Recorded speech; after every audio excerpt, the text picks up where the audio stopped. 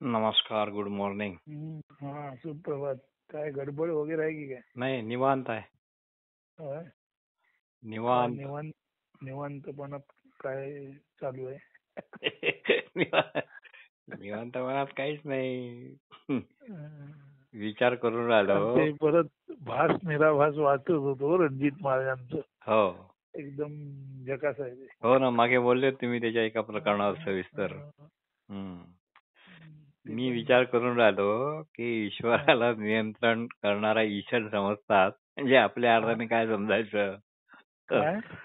ईश्वराला ईशण म्हणजे नियंत्रण करणारा समजतात की नाही, ईश्वर अं, तत्वाला समजा. अं, तर पंचज्ञानेंद्रियाने जे ज्ञान होऊन राहिलं आपल्याला, त्याचं अं, नियंत्रण तो कशा प्रकारे करत असेल? डोक्यात विचार अं, आला. अं, चक्षु चाकू शकत नाही, घ्राण चव घेऊ शकत नाही, स्पर्श पाहू शकत नाही, हे जे नियंत्रण आहे त्याचं नियंत्रण आहे. असा गमतीदार विचार डोक्यात चालू होता. ते तेच, हे असंच झालं. ऐका. हम्म. ते रणजित महाराजांनी तर एकदमच चांगलं सांगितलंय. कोणी कारण कोणी? काय आहे, हा, रणजित महाराज. रणजित महाराज हा, आवाज मोठा करा. हा. निसर्गमानचे गुरुबंधू. हो काय आहे, ते जे सिद्धरामेश्वर महाराज होते ना, हो, त्यांचे ऐका. गुरु. हो ते रणजित महाराज निसर्गमानचे गुरु हो आणि भाऊसिंगजी महाराज सिद्धरामेश्वरांचे गुरु. हो तर झालं कसं, सिद्धरामेश्वरनी, हॅलो, ऐकू येतंय ना? हो, येतो. हा, असं मोठ्याने बोला, ऐकू येतं. होय का ना? हो हॅलो. हो, नाही, तुमचं माईक जरा फोन जवळ ठेवा. हा.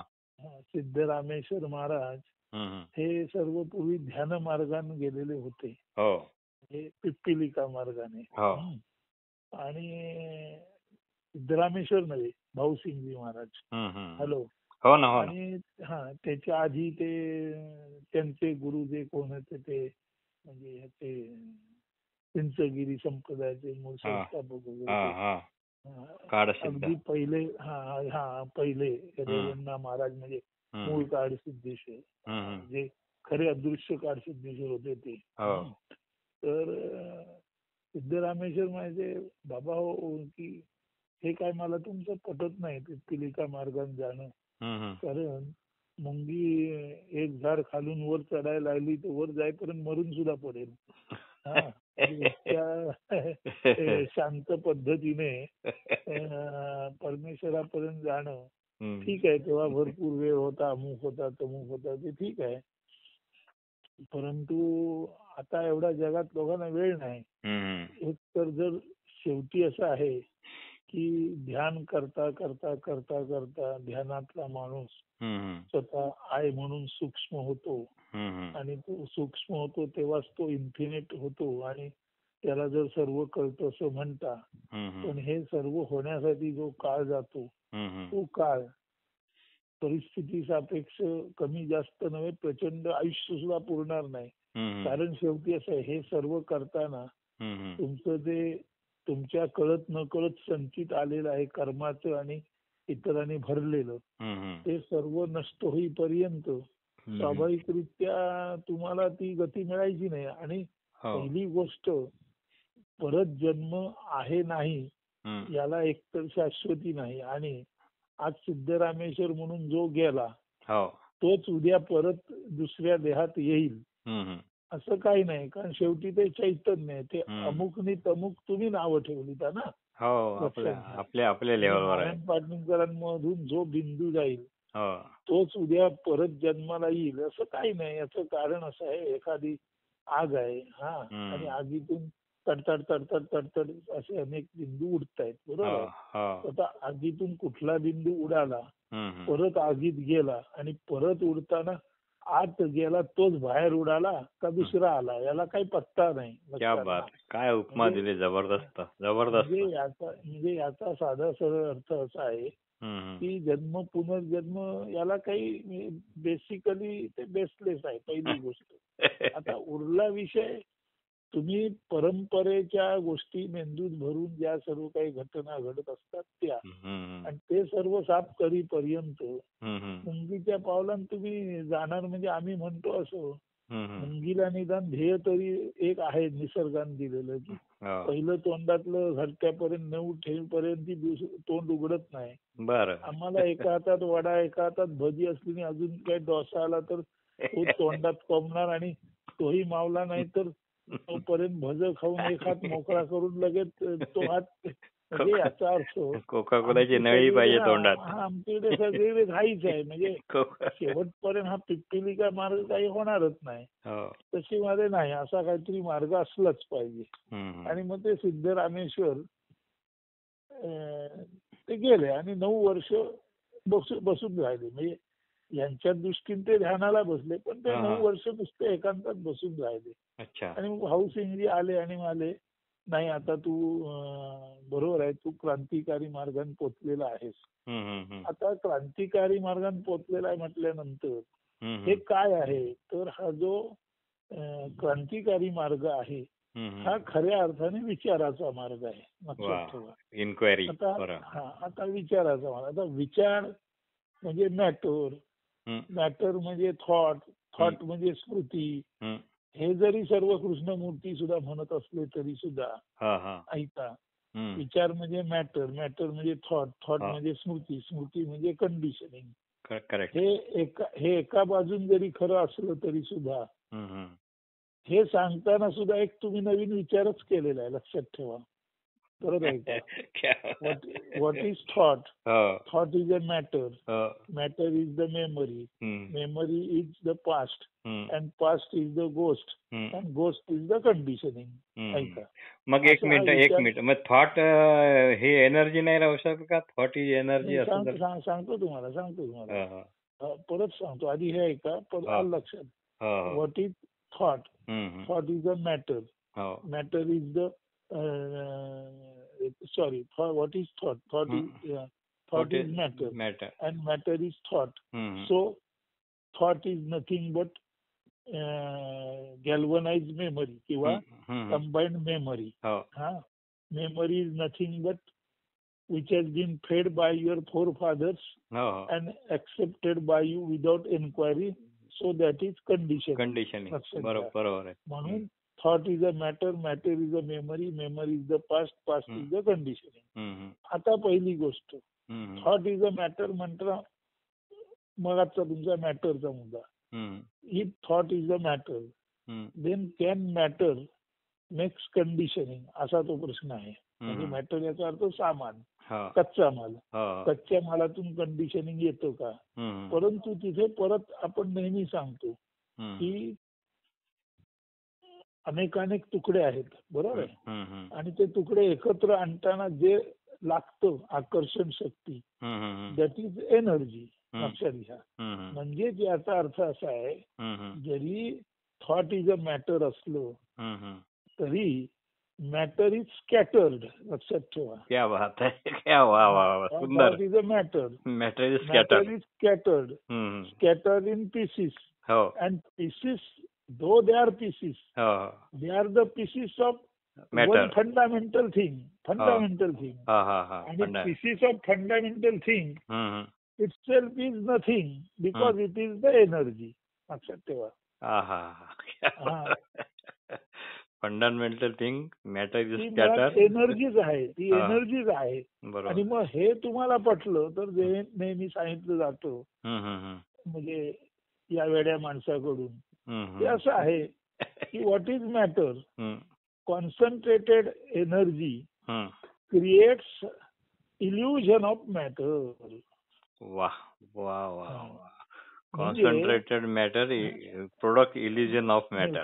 Concentrated energy creates illusion of matter. पुढे आहे का? Energy means what?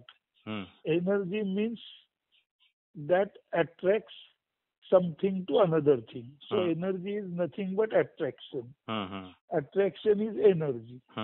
आता परत ऐका. What is sweet? Sweet is sweet, etc. Sweet is sweet. That attracts you. So sweet as a matter, as a drop of sugar is matter, but the sweetening thing inside is sweetness, and that sweetness that attracts you. Sometimes that sweetness appears bitter, that pushes you away. So sweetness contracts you, bitterness pushes you away. So आकर्षण आणि अपकर्षण लक्षात घ्या. हे गोडीचं आहे आणि कडूपणाचं आहे. पण गोडी आणि कडू ही परत त्या आकर्षणाच्या शक्तीची नावच आहेत. म्हणून फायनली आकर्षण हे एनर्जीचं आहे. आणि फायनली एनर्जी आकर्षित होऊन there is matter, may be sugar, may be karela, bitter. Karela gives you nausea, sugar attracts you, but after all that is attraction. So attraction is energy. Energy contracts, energy disperses. दोन ओंडक्यांची होते सागरात भेट, एक लाट तोडी दोघा पुन्हा नाही गाठ. अशा अर्थाने आजपर्यंत जे परत परत सांगितलं गेलेलं आहे ते अजून सिद्ध झालेलं असेल किंवा नसेल, पण हे लॉजिकली तुम्हाला पटायला हरकत नाही. Concentrated energy becomes matter. आता पुढे बघा कॉन्सन्ट्रेटेड एनर्जी कशी आहे. चिंतन करता करता करता करता त्यांना कळलं की प्रत्येक अक्षरामध्ये स्वर असतो. म्हणून आ इ उ ए ऐ ओ उ अम हे 12 स्वर झाले. बाकी व्यंजन. आता ग ला अ लागला ग, बरोबर आहे. ग व्यंजन अ लागला ग, अर्धा ग त्याला म्हणजे वरती अनुस्वार दिला गम झाला. ते अनुस्वारच चांत्य रूपम झालं. आणि पुढे परत काय म्हणतो बिंदुरुत्तर रूपम. बिंदूच्याही पलीकडे तुझं रूप आहे. म्हणजे ग अधिक अ अधिक अनुस्वार म्हणजे गम झाला. तरी तो गम सुद्धा जर अनुस्वार सुद्धा गेला तर ग ही गेला, अ ही गेला, अनुस्वार ही गेला, आणि त्याच्या पलीकडचं रूप म्हणजे एनर्जी उरलं. लक्षात घ्या. समजलं काय. पण त्या एनर्जीने ग अधिक अ आणि अनुस्वार देऊन गम तुम्हाला म्हणायला भाग पाडलेला आहे. म्हणजे रादर तुम्हाला म्हणायला असं नव्हे. हे जे बॉडी ॲज मॅटर आहे, माइंड ॲज मॅटर आहे, पेशी ॲज मॅटर आहे, पेशीतलं पंचीकरण पृथ्वी आप तेज वायू आकाश ॲज मॅटर आहे. त्या पंचीकरणाच्या तन्मात्रा ॲज सूक्ष्म मॅटर आहे. पण ते जितकं जितकं जितकं जितकं अतिसूक्ष्म होतं तितकं तितकं ते दिसेन असं होतं, तेव्हा ती एनर्जी आहे. लक्षात ठेवा. क्या बात आहे. हे तर फार छान वाक्य सांगितलं. जितकं जितकं दिसेन असं होते तेव्हा ती एनर्जी आहे. जितका जितका आय नष्ट नष्ट नष्ट नष्ट होतो तेव्हा मॅटर जातं आणि आयलेस होतो आणि फुल विथ इन्फिनिटी म्हणजे फुल विथ एनर्जी होतो तो माणूस. फारच सुंदर सांगितलं. खूपच लॉजिकली पटण्यासारखं आहे. आणि ही जी गोष्ट आहे ही जर तुम्हाला कळली तर आज तो ज्ञानाचा विहंगम मार्ग. म्हणून विहंगम मार्ग म्हणजे फार गतीने तुम्ही ज्ञानाकडे जाता. आता ते ज्ञान आत्मज्ञान हे सर्व शब्द आहेत. हे फक्त हे एकदम मिटिक्युलसली जाणीवेत जो आहे, बरोबर आहे, तो अमकाय टमकाय कृष्ण आहे ज्ञानेश्वर आहे काही काही नाही हो. बरोबर. राम आले कृष्ण आले हरी म्हणजे निर्गुणात निघून गेले. म्हणून परत एकदा ऐका, ही सर्व गोष्ट आपण एका ह्याच्यात पूर्वी सांगितलेली आहे. सदा सर्वदा सर्वभूती मी राही, सर्व प्राणी मात्रात मी राहतो. तसा ज्ञान चैतन्य दृष्टी मी पाही, प्राणी मात्रात मी राहतो आणि त्यांच्या दृष्टीमधून ज्ञान रूपाने चैतन्य रूपाने पाहतो. सदोल्लास आनंद हृदयात धारी. आता सदा सर्वदा सर्वभूती की राही म्हणजे आहे. तसा ज्ञान चैतन्य दृष्टी मी पाही, पाहतो, जाणतो, प्रकाशतो, उलगडून घेतो. म्हणून आहे म्हणजे सत. ज्ञान दृष्टी मी पाहे चित्त. लक्षात ठेवा. आता कायम आहे आणि सतत उलगडा चालू आहे, म्हणजे सतत ज्ञानाच्या प्रवाहात आहे, म्हणजे ऑलवेज इन परसेप्शन कृष्णमूर्ती म्हणतात ते. तसा ज्ञान चैतन्य दृष्टी मी पाहे. आता त्याचा परिणाम सदोल्लास आनंद हृदयात आहे. त्याचा परिणाम हा जिथे आहे तिथे उलगडा आहे, चित आहे, ज्ञान आहे, जाणीव आहे, परसेप्शन आहे, सतत जाणीव येत आहे. त्या कारणाने सतत आनंद आणि उल्हास आहे. लक्षात घ्या. म्हणून सदा सर्वदा सर्वभूती मी राही, तसा ज्ञान चैतन्य दृष्टी मी पाही, सदोल्लास आनंद हृदयात धारी, असा आम्ही सच्चिदानंद हरी. आता हरी ही नॉट झाली, गाढ झाली, म्हणजे मूर्त रूप झालं. बरोबर आहे. आता हीच गोष्ट म्हणताना असामी सच्चिदानंद यात्री. आता आम्ही हरी फोडला, ऐका. आणि सच्चित आनंद रूपाने प्रवास करणारा यात्रेकरी. अजून यात्रेकरी हे सुद्धा एक मूर्त रूप आहे. आणि परत तिसऱ्यांदा म्हटलं असं म्हटलं, असामी सच्चिदानंद हरी असणे, जाणणे, आनंदने आणि हरी नष्ट होणे, म्हणजे फायनल मी एनर्जी झालो. लक्षात ठेवा. म्हणून ही एक ओळ तीनदा म्हटलेली आहे त्याच्यामध्ये. तुम्हाला आठवत आता नीट म्हणतो म्हणजे लक्षात. फारच बारीक विवरण झालंय. बरोबर. आता नीट आहे का. सदा सर्वदा सर्वभूती विराही, तसा ज्ञान चैतन्य दृष्टी मी पाही, सदोल्लास आनंद हृदयात धारी, म्हणजे धारण करतो. असा आम्ही सच्चिदानंद हरी. आता मी आणि हरी ही दोन्ही मूर्त रूप आहेत. लक्षात ठेवा. आता हीच गोष्ट सदा सर्वदा सर्वभूती मी राही, तसा ज्ञान चैतन्य दृष्टी मी पाही, सदोल्लास आनंद हृदयात धारी, असा आम्ही सच्चिदानंद यात्री. आता मी आणि यात्री ही दोन्ही मूर्त रूप आहेत. पण तो आता मी यात्रेत आहे, म्हणजे परसेप्शन मध्ये आहे. समजून घ्या. गंमत आहे का. आता परसेप्शन मध्ये सुद्धा मी शिल्लक आहे. आता परत आहे का. सदा सर्वदा सर्वभूती विराही, तसा ज्ञान चैतन्य दृष्टी मी पाही, सदोल्लास आनंद हृदयात धारी, असामी सच्चिदानंद हरी.